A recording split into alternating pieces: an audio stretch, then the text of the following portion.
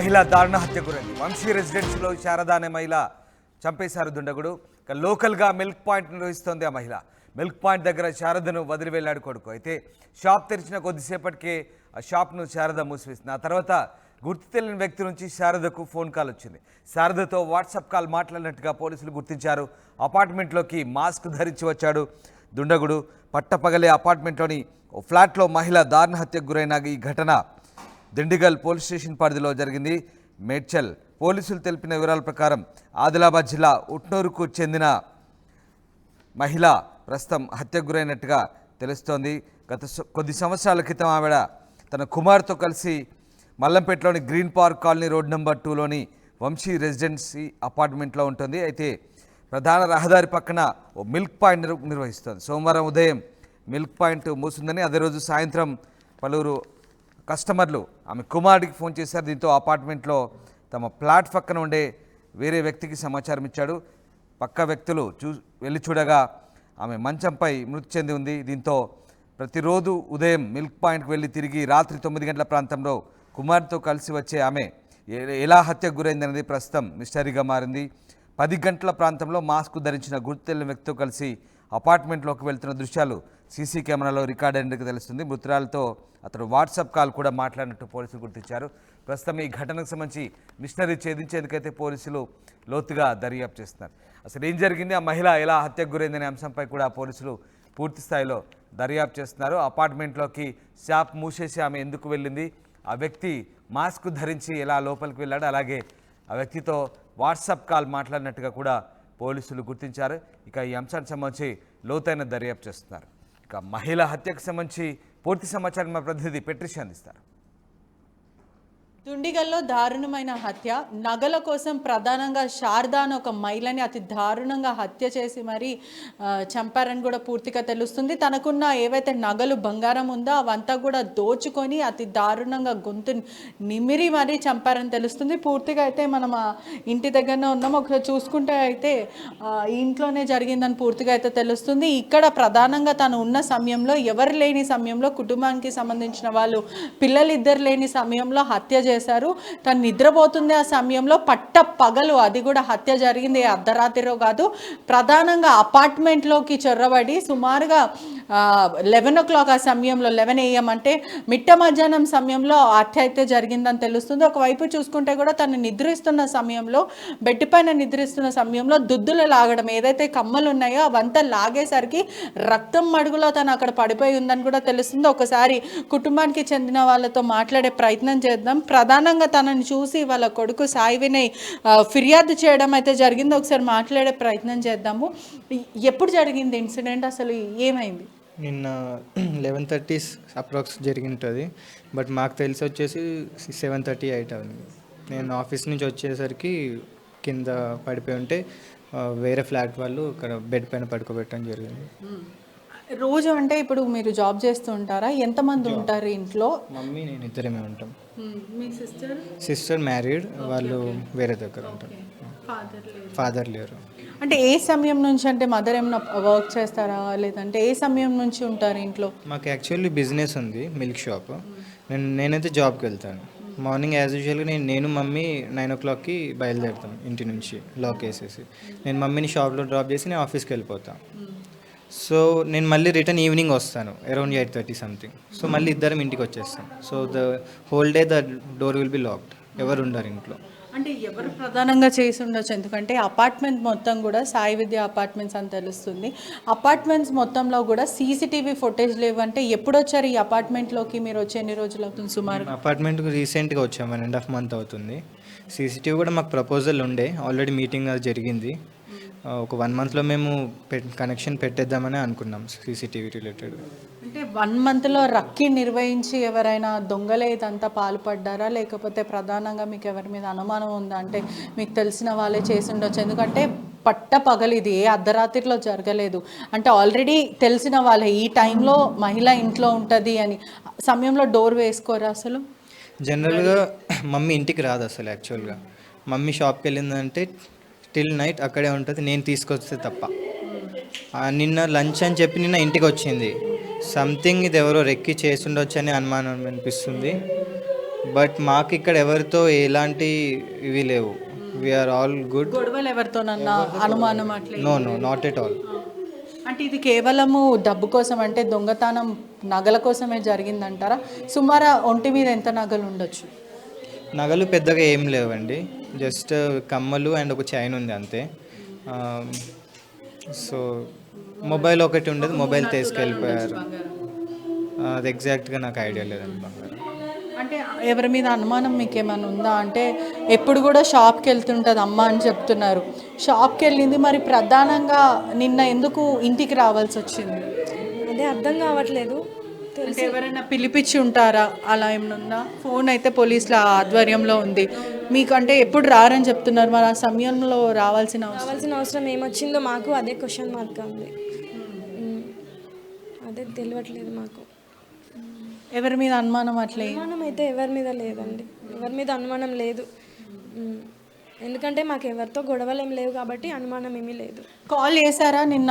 10 o'clockకి మాట్లాడాను, నార్మల్గా షాప్లోనే ఉంది, ఎప్పటిలాగే మాట్లాడింది అంతే. తర్వాత 11 తర్వాత ఇంటికి వచ్చారు. 11 తర్వాత మీరు 11 తర్వాత మీరు కాల్ చేశారా? మీకు లేదండి, నేను లాస్ట్ కాల్ 10-15 నేను 15 అప్పుడు ఏం మాట్లాడింది మీతో? నార్మల్గా యాజ్ యూజువల్గా డైలీ రొటీన్గా మాట్లాడింది అంతే అంతే. మీరు దాని తర్వాత కాల్ చేశారా? అంటే ఆఫ్టర్ 12 మీకు 11కి వచ్చిందని మీకు తెలియదు అప్పటికే, కానీ దాని తర్వాత తిన్నారా, ఉన్నారు లంచ్ టైంలో అట్లా కాల్ చేసే ప్రయత్నం చేశారు? నేను డైలీ బేసిస్లో మమ్మీకి కాల్ చేస్తాను 1కి లంచ్ అయిందా లేదా అనేది. నేను వర్క్ బిజీ లోపల నేను కాల్ చేయలేదు. నేను ఈవినింగ్ చెక్అవుట్ టైంకి కాల్ చేసా, బట్ కాల్ రింగ్ అవుతుంది బట్ ఎవరు పిక్ చేయట్లేదు. 2-3 టైమ్స్ అలా ట్రై చేసా. తర్వాత మా షాప్ పక్కన ఉన్న వాళ్ళకి కాల్ చేస్తే షాప్ లాక్ ఉందని చెప్పారు. దాని తర్వాత మళ్ళీ ఇక్కడ పక్కన ఉన్న వాళ్ళకి నైబర్స్కి కాల్ చేసా, ఇక్కడ కూడా డోర్ క్లోజ్ ఉందని చెప్పారు, మెయిన్ డోర్. సో వెంటనే మళ్ళీ కాల్ ట్రై చేస్తే స్విచ్ ఆఫ్ వచ్చింది. సో ఆ డోర్ పుష్ చేయమని చెప్పాను నేను ఒకసారి. పుష్ చేసి చూసేసరికి డోర్ ఓపెన్ ఉంది. సో డోర్ ఓపెన్ అయ్యి చూసేసరికి ఇక్కడ మమ్మీ పడిపోయింది. అది జరిగిన సిచ్యువేషన్. సో నేను వెంటనే 10 minutesలో నేను వచ్చేసాను. ప్రస్తుతం పోలీసులు ఏం చెప్తున్నారు? ప్రాథమిక దర్యాప్తు అయితే చేస్తున్నారు. ఏమేమి వస్తువులు పోయినాయి? పోలీసులు ఏం చెప్తున్నారు? వస్తువులు పెద్దగా ఏం పోలేదండి, జస్ట్ ఏవైతే బాడీ పైన ఉన్న కమ్మలు అవి మాత్రమే పోయినాయి. పోలీసులు అయితే వాళ్ళ ఎంక్వైరీ వాళ్ళు చేస్తున్నారు. ఆల్రెడీ మనకి డాగ్ స్క్వాడ్ వచ్చింది, క్లూస్ టీమ్ వచ్చింది, వాళ్ళ పని వాళ్ళు చేస్తున్నారు అంతే. వాడు ఎవడైనా కానీ వాడు దొరికేంత వరకు వదిలిపెట్టాం అంతే. ఒకవైపు చూసుకుంటే కూడా ఎటువంటి ఘర్షణకు సంబంధించిన ఏమీ కూడా లేవంటే ఎటువంటి ఘర్షణకు సంబంధించిన రూమ్లో చూసే ప్రయత్నం చేసినప్పటికీ కూడా మిమ్మల్ని కలవరపరచడానికి మాత్రం ఇది కాదు, ఎప్పటికప్పుడు అప్రమత్తం చేయడానికి మాత్రమే ఆ టీవీ ఇటువంటి చిత్రీకరణలు చూపిస్తూ ఉంటుంది. బ్లడ్ని చూపించడానికి వీల్లేదైనప్పటికీ కూడా ఒక్కసారి రూమ్లోకి వస్తే మాత్రం ఇక్కడంతా కూడా ఇక్కడ తన మహిళ పడుకొని ఉంది, ఇక్కడ మనం రక్తాన్ని చూపించే ప్రయత్నం చేయట్లేదు. ఒకసారి బెడ్ మీద అంతా కూడా రక్తం మడుగులు అయితే మనకు కనిపిస్తున్నాయి. తను బెడ్ మీద పడుకున్న సమయంలో పూర్తిగా అయితే ఒకవైపు చూసుకుంటే అయితే ఇక్కడ నుంచి మనం ఒక్కసారి చూపించే ప్రయత్నం చేద్దాము. పైన వేసిండ్రు వీళ్ళు, పైన సాయంత్రం వేసిండ్రు.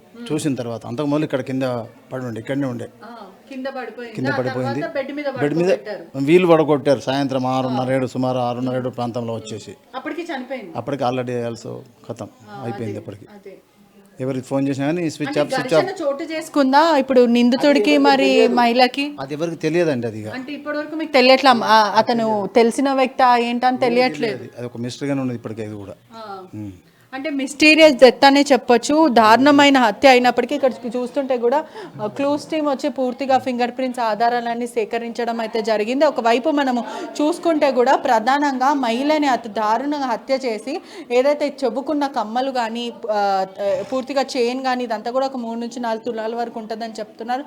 తనకు సంబంధించిన సెల్ ఫోన్ ఇవంతా కూడా స్వాధీనం చేసుకున్నారు.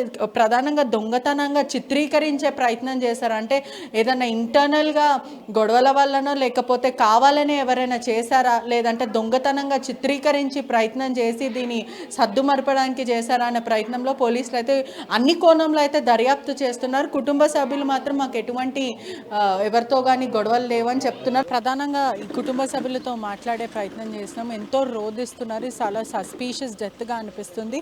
ఎప్పుడు తను షాప్లో ఉంటుంది. మహిళా శారద ఎవరైతే మృతురాలు ఉందో తను షాప్లోనే ఉంటుంది. కానీ నిన్న మాత్రం తను ఫుడ్ తెచ్చుకొని తెలుసుకోలేని కారణం వల్ల ఇంటికి వచ్చి తిని వెళ్దాం అనే సమయంలో ఇదంతా కూడా చోటు చేసుకుంది. చేసిన వాళ్ళు ఎవరు కూడా మాకు ఇప్పటివరకు తెలియట్లేదు అని అంటున్నారు. ప్రధానంగా అయితే మనం శ్రీ వంశీ రెసిడెంట్లీ మల్లంపేట్కి సంబంధించిన దాంట్లో అయినా ఇక్కడ చూస్తున్నట్టయితే కూడా ఇంత పెద్ద అపార్ట్మెంట్స్, ఇంత పెద్ద ఓనర్స్ ఉన్నప్పటికీ కూడా ఒక్క సీసీటీవీ ఫుటేజ్ లేదు.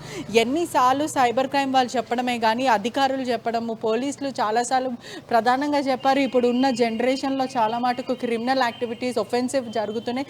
సీసీటీవీ అనేది ఇన్స్టాలేషన్ అనేది చాలా ఇంపార్టెంట్. అపార్ట్మెంట్స్లే కానీ ప్రధానంగా ఆఫీస్కి కానీ హాస్పిటల్స్కి కార్యాలయాలకి పూర్తిగా అంటే ఏదైనా అడ్మినిస్ట్రేషన్ టీమ్స్కి కానీ ఇవన్నిటికీ కూడా ప్రధానంగా సీసీటీవీ ఫుటేజ్ అనేది చాలా ఇంపార్టెంట్ అని చెప్పిన తర్వాత కూడా ఎందుకని ఇంత నిర్లక్ష్యం వహిస్తారు అపార్ట్మెంట్స్ వాళ్ళు కానీ ఓనర్స్ కానీ? ఖచ్చితంగా సీసీటీవీ ఫుటేజ్ అనేది ఎవిడెన్స్. ఇటువంటి క్రిమినల్ ఒఫెన్స్ జరిగేటప్పుడు ఎవరు చేశారని గుర్తించడానికని ఇంపార్టెంట్. కానీ ప్రస్తుతం ఈ బిల్డింగ్లు లేకపోయినప్పటికీ కూడా అంటే ఈ బిల్డింగ్లో సీసీటీవీ ఫుటేజ్ లేదని చెప్పే హత్యకు పాల్పడ్డారంటే ఎంత దారుణమైన హత్య అంటే ప్రధానంగా తన గొంతు నిమ్మిరి ఏదైతే చెవులుకున్న కమ్మలు దుద్దులు ఉన్నాయో ఆ దుద్దులంతా కూడా పూర్తిగా లాగేసరికి రక్తం మడుగులో పడిపోయింది. కుటుంబం ఎంతో శోభిస్తుంది, ఆవేదన వ్యక్తం చేస్తున్నారు. ఇట్లా జరిగినందుకు వాళ్ళు ఎంతో బాధపడుతున్నారని తెలుస్తుంది. ఒకసారి చూస్తే కుటుంబం అంతా కూడా కన్నీరు మున్నీరు అవుతున్నారు. ఒకసారి చూడొచ్చు కూడా మనం విజువల్స్లో అయితే ప్రధానంగా మహిళ చనిపోవడం చాలా బాధాకరం విషయం అని కుటుంబ సభ్యులు చెప్తున్నారు. కుటుంబం అంతా అంటే పట్ట పగలు ఇది జరిగిందంటే అర్ధరాత్రి కాదు, పట్ట పగలు ఒక ఇంట్లోకి చొరబడి మరి ఒక మహిళని చంపారు. ఆ మహిళ కూడా అరవలేదు, ఎటువంటి సౌండ్స్ కూడా రాలేవు. కానీ ప్రధానంగా ప్రిలిమినరీ ఇన్వెస్టిగేషన్లో మాత్రం పోలీసులు ఇక్కడ సీసీటీవీ ఫుటేజ్ లేనప్పటికీ కూడా ఎదురుగా బిల్డింగ్ కళ్యాణ్ రెసిడెన్స్ అని మనకు కనిపిస్తుంది. అక్కడికి సంబంధించిన ఏదైతే మనం విజువల్స్లో చూస్తున్నట్టయితే ఆ సీసీటీవీ రికార్డ్ అయితే అది ఉంది. అది ఆధారంగా దాంట్లో ఉన్న ఇన్ఫర్మేషన్ ప్రకారం ఒక వ్యక్తి బయటికి వెళ్ళడం మాత్రం చూసామంటూ కుటుంబ సభ్యులు చెప్తున్నారు. అది మాత్రం పోలీసుల దర్యాప్తులో ఉంది. ఇన్వెస్టిగేషన్లో భాగంగా మనకి తెలుస్తుంది.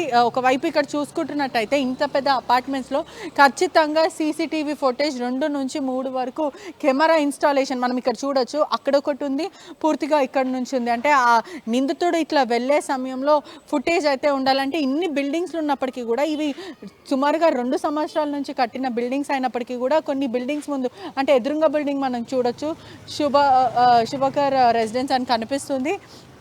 ఈ బిల్డింగ్కి కూడా ఎటువంటి సీసీటీవీస్ అయితే మనకు కనిపిస్తలేదు, కెమెరా ఇన్స్టాలేషన్. ఖచ్చితంగా అపార్ట్మెంట్లో ఇటువంటి క్రిమినల్ యాక్టివిటీస్ చాలా మటుకు ఈ నేరగాళ్ళు ఏం చేస్తారంటే ఈజీ మనీ సంపాదించడం కోసం నిందితులు అంతా ఇటువంటి రెక్కి నిర్వహించి మరి కొన్ని సైలెంట్ ఏరియాస్ అంటే అర్చినా కూడా బయటికి వెళ్ళని ఏరియాస్ని పిక్ చేసుకొని అక్కడ ఎటువంటి ఎవిడెన్స్ లేకుండా ఇటువంటి హత్యలు చేస్తుంటారు.